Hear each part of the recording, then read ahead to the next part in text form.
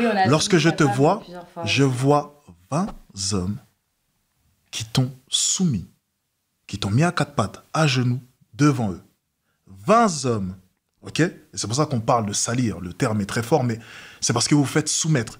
Je vois juste 20 hommes, là maintenant. Là, on prend 20 en exemple. Hein. Mais tu sais quoi? Même 5, 6, c'est la même chose. Ouais. Là maintenant, là, ce que je vois lorsque tu me dis ça, c'est des hommes qui t'ont soumis. Est-ce que tu comprends que dans l'esprit d'un homme, c'est puissant? Mais si vous l'avez bien remarqué, depuis le début de la vidéo, je ne touche pas encore réellement au problème derrière toute cette façon de penser. Parce que tout part du fait qu'aujourd'hui, le sexe est considéré comme un acte salissant, un acte où l'homme dégrade la femme, où l'homme soumet la femme, où l'homme rabaisse la femme. Comment en sommes-nous arrivés là?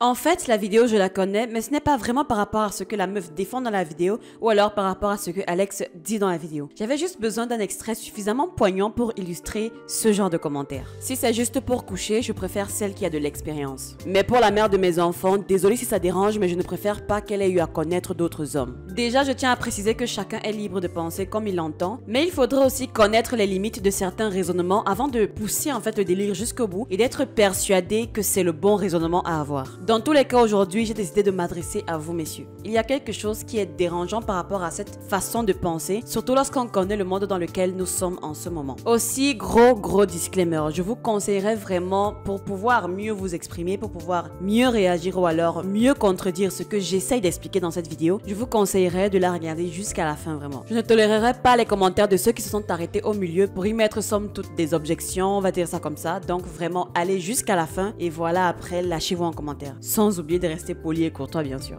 Mais avant de commencer, salut et bienvenue sur Ekima. Sur cette chaîne, on essaye d'apprendre des choses intéressantes. Alors voilà, si le sujet de la vidéo a piqué ta curiosité, n'hésite pas à lâcher un like, à la partager, pourquoi pas, et à t'abonner, ça fait toujours plaisir. Et en plus, c'est totalement gratuit. On vise les 15 000 abonnés avant la fin de l'année, alors je compte sur vous. Alors, ceux qui étaient là depuis le début de la chaîne savent que j'avais souvent un credo que j'aimais dire en début de vidéo. Ici, on parle sans tabou parce que moi, les tabous, j'adore en parler. Dès qu'il y a un sujet assez flou, surtout sur des questions comme celle-ci, moi tout de suite ça m'intéresse. Alors mon problème c'est la vision du sexe, de la sexualité pour beaucoup d'hommes, comment les hommes aujourd'hui voient le sexe. La plupart d'entre eux, évidemment pas la majorité, mais n'empêche ils sont de plus en plus nombreux à considérer le sexe comme un acte de souillure, de soumission et de dégradation. Vraiment je vais commencer par le bas et terminer par le haut, donc du coup vraiment restez jusqu'à la fin pour saisir l'entièreté de mon argumentaire. Donc je m'explique, si vous voulez une femme, comme Alex le dit dans la vidéo en question, la fierté d'un homme passe par sa femme, qu'il a besoin qu'une femme soit exemplaire, qu'elle soit clean ou plus ou moins. En tout cas, son background ne doit pas être chargé. C'est-à-dire, voilà, max 3 personnes. Le chiffre vraiment passe partout. 3 personnes à son actif, toi inclus. Voilà, à ce niveau, c'est encore acceptable. Quoique de préférence, si elle n'est même connue personne, tu serais encore tant mieux. Et vous avez été nombreux à faire des remarques de ce genre dans cette vidéo. Je suis tout à fait d'accord avec le fait de vouloir d'une meuf qui, comme on le dit souvent, n'a pas été le Mandela de tout le quartier. Ça, c'est clair. C'est d'ailleurs une expression que ma grand-mère utilise. C'est très évident. Personne ne veut avoir une meuf ou personne ne veut savoir que sa meuf a eu un palmarès, je sais pas, 50, 35, 25 personnes, surtout en voyant son âge. Tu ne vas pas me dire qu'à 25 ans, 25 personnes sont montées sur toi avec ton consentement, bien sûr. Non, ma soeur, ce n'est pas bon. Ce n'est vraiment pas bon. On peut faire des erreurs dans la vie, mais pas 25, 35, 40 fois, avec 25, 35, 40 personnes. Mais si maintenant vous, monsieur, par-dessus cela, vous espérez qu'elle n'ait connu presque personne, alors vous allez devoir les réserver dès leur naissance. Vous allez devoir aller voir la famille, vous leur dites, voilà, votre fille, c'est vrai qu'elle n'est pas encore née, elle est en projet, mais je la réserve pour dans 20 ans,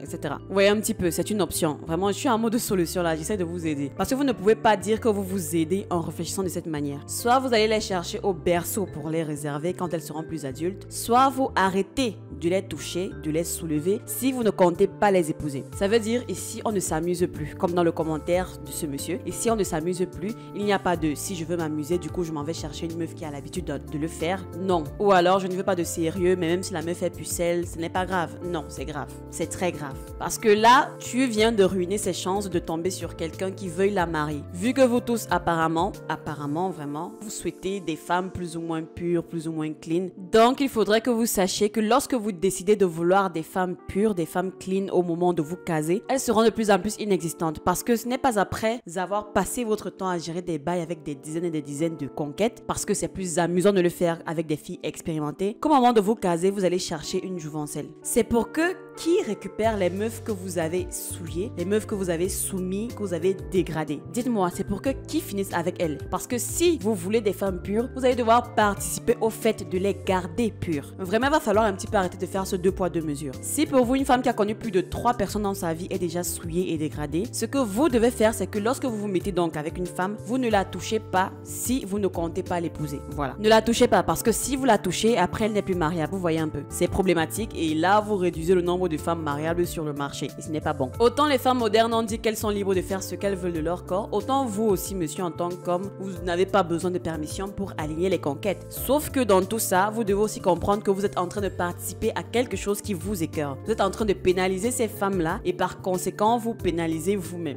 Je pense à mon humble avis que pour vous faire plaisir, il y a plein d'objets et services qui ont été mis à votre disposition, messieurs. La première à vous avoir été utile depuis les temps immémoriaux, c'est votre main droite. On est d'accord? Ou votre main gauche, ça dépend de votre habilité. Un peu de shampoing, un peu de savon et vous vous mettez bien, on est d'accord. Deuxième service à votre disposition, il y a des femmes voilà, qui ont choisi de faire le métier le plus vieux du monde. Elles sont à votre disposition, donc lorsque vous vous trouverez dans des moments compliqués de ce genre, lorsque vous n'arrivez plus à le supporter, vraiment, rendez-vous là-bas. Et maintenant, troisième service mis à votre disposition pour les plus timides d'entre vous, il y a une panoplie d'objets pour adultes. Voilà, des poupées si je ne m'abuse, mises à votre disposition. Vraiment, moi je suis venu en mode je vous propose des solutions. N'essayez pas de me juger ni de me tacler dans les commentaires. Ce n'est vraiment pas le moment. Parce que si vous voulez le faire contre moi, commencez vous-même par juger et discréditer votre comportement ou votre manière de penser. Mais si vous l'avez bien remarqué, depuis le début de la vidéo, je ne touche pas encore réellement au problème derrière toute cette façon de penser. Parce que tout part du fait qu'aujourd'hui, le sexe est considéré comme un acte salissant, un acte où l'homme dégrade la femme, où l'homme soumet la femme, où l'homme rabaisse la femme. Comment en sommes-nous arrivés là?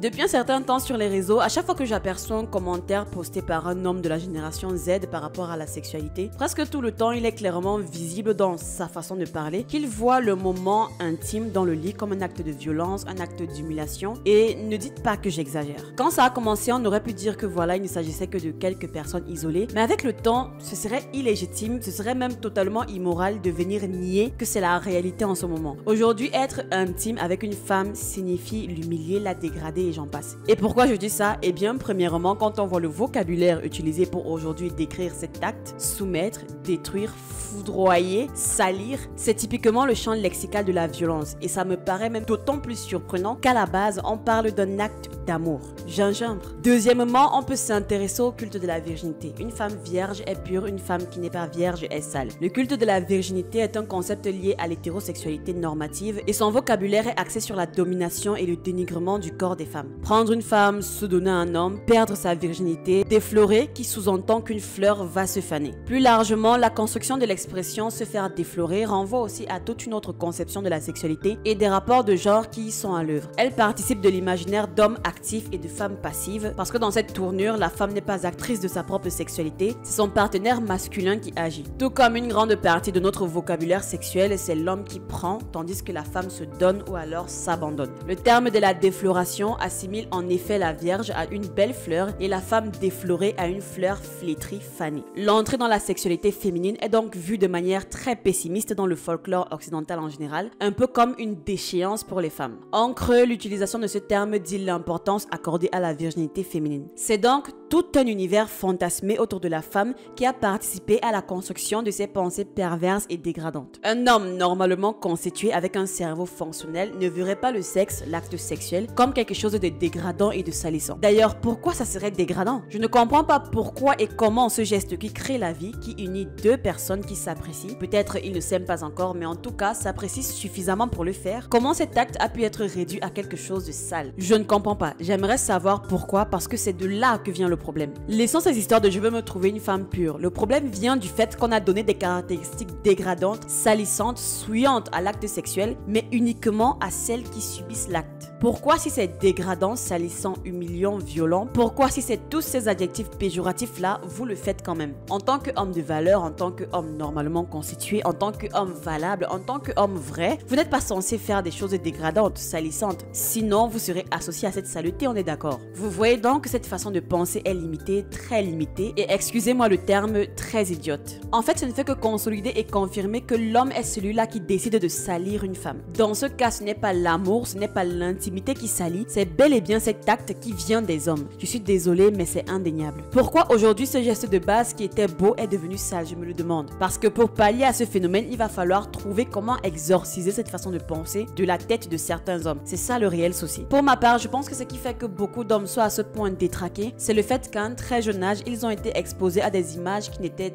simplement pas de leur âge. Que ce soit du contenu pour adultes ou alors simplement des images violentes. La période de l'enfance est ce stade-là pendant lequel se met en place la psychologie du développement. Parce qu'on se pose la question, comment est-ce que le cerveau va venir traiter l'information qu'il reçoit? Et d'après vous, qu'est-ce qu'on obtient quand on prend un gamin, qu'on expose à des images comme ça, toujours de plus en plus violentes, de plus en plus dépravées, de plus en plus dégradantes, petit à petit, et qu'ensuite on prend ce gosse et voilà, on le balance dans la société? Qu'est-ce qui va se passer? Qu'est-ce qu'il va faire? Je vous le dis tout de suite, pas besoin d'être scientifique pour avoir la réponse. La réponse, elle est très simple. Un être humain qui voit un autre être humain comme étant inférieur, comme étant salissable, comme étant humiliable, c'est la porte ouverte aux comportements les plus barbares et les plus amoraux.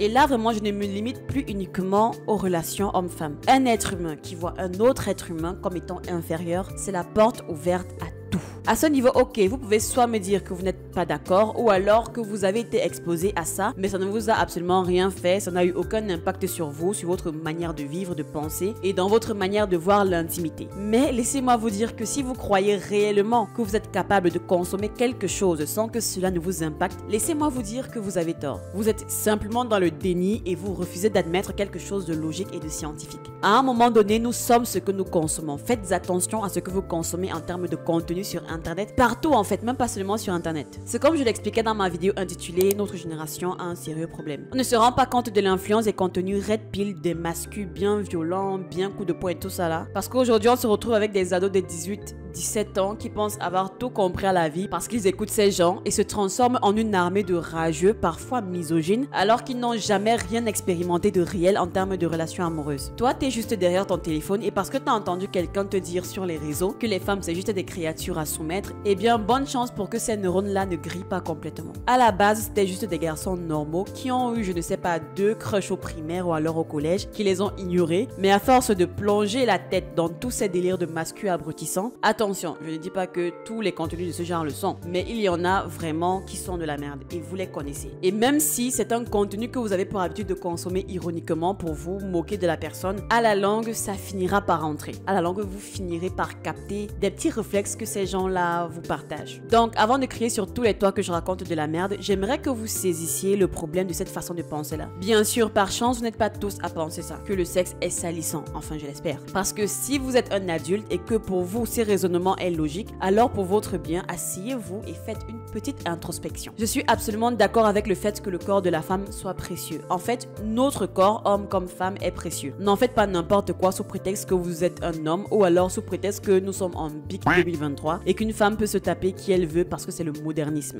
Oh là là, c'est la décadence, hein. Mais quand un homme dit que le corps de la femme est précieux, mais que celui-ci se permet de, entre guillemets, salir des dizaines et des dizaines d'autres, de qui se moque-t-il en fait? Et c'est ça le problème, vous ne pouvez pas réfléchir comme ça et vous dire que je ne veux pas d'une femme dégradée, alors que vous participez littéralement à la dégradation de la femme. Ne vous amusez plus avec les jeunes filles ici dehors. Prenez-les, mariez-les, comme ça vous pourrez pleinement consommer votre épouse. Le corps de la femme est précieux, donc toi monsieur, tu dois être capable de refréner tes ardeurs, de maîtriser tes pulsions et au cas où d'utiliser ta main droite ou des services premium pour te satisfaire. Des commentaires comme celui que j'ai affiché en début de vidéo, vraiment, je pense en avoir reçu près d'une dizaine, je ne les ai pas tous lus en tout cas, près d'une dizaine similaires à celui-ci. Mais vraiment, il y a au moins celui-ci particulièrement auquel j'ai prêté attention et qui moi m'a plus ou moins rassuré. Ce n'est pas la femme qui manque de respect envers elle-même, bien au contraire. En étant à l'écoute de ses désirs et de son plaisir, elle montre une forte connexion avec son propre corps et ses besoins. Le véritable manque de respect vient de l'homme qui, en recherchant uniquement une satisfaction charnelle, oublie parfois d'honorer la personne avec qui il partage ce moment intime. Il est essentiel de comprendre que le respect mutuel et la reconnaissance de l'autre sont fondamentaux dans toute relation, qu'elle soit éphémère ou alors durable.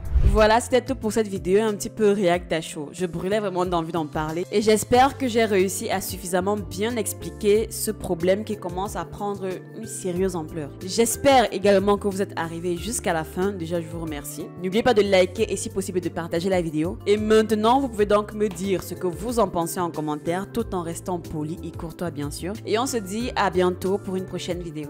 Ciao!